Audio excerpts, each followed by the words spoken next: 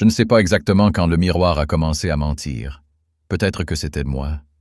Peut-être que c'était lui. Ou peut-être qu'il n'y avait jamais eu de différence entre nous deux.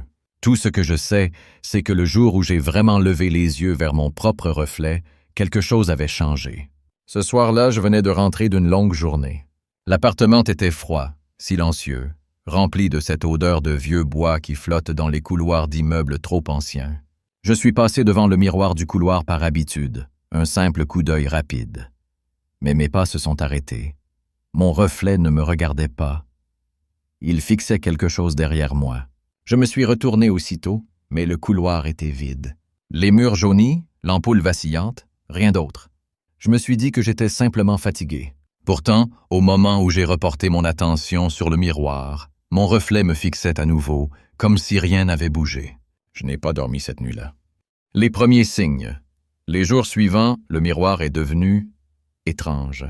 Parfois, mon reflet souriait une fraction de seconde avant moi.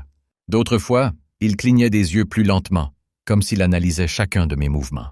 Une fois, j'ai passé ma main sur ma joue, et dans le reflet, mes doigts semblaient s'enfoncer légèrement dans ma peau, comme si elle était molle, vivante, presque liquide. Je voulais l'enlever, le couvrir, le casser, mais quelque chose m'en empêchait.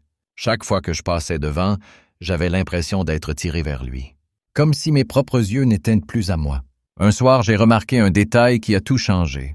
Mon reflet respirait encore alors que moi, j'avais retenu mon souffle.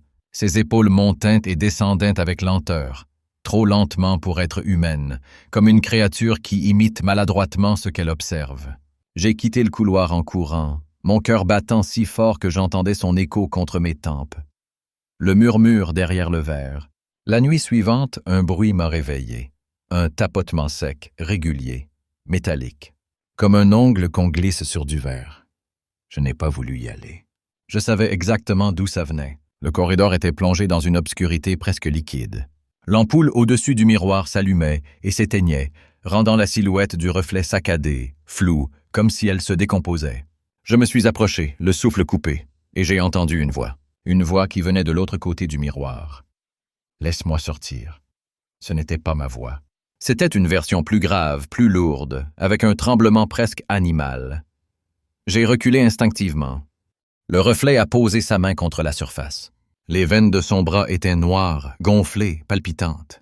Sa peau semblait s'étirer comme du caoutchouc brûlé. « Tu n'es plus à ta place, » a-t-il murmuré. « Ta vie m'appartient. » Son sourire s'est élargi jusqu'à déformer complètement sa mâchoire. Ses dents, ce n'étaient pas les miennes. Trop longues, trop nombreuses, trop pointues. Je me suis enfui dans ma chambre et j'ai claqué la porte, le dos tremblant. Mais le bruit du verre continuait de résonner dans ma tête. Tape, tape, tape. Comme un appel que je ne pouvais ignorer. Le vrai moi. Les jours suivants, je n'ai plus osé regarder dans le miroir. Je me lavais sans lever les yeux, je passais devant sans respirer, je dormais la porte verrouillée. Mais le reflet, lui, ne semblait plus avoir besoin que je regarde. Partout où j'allais dans l'appartement, j'avais la sensation qu'on me scrutait, que quelque chose marchait derrière moi, parfaitement synchronisé à mes pas.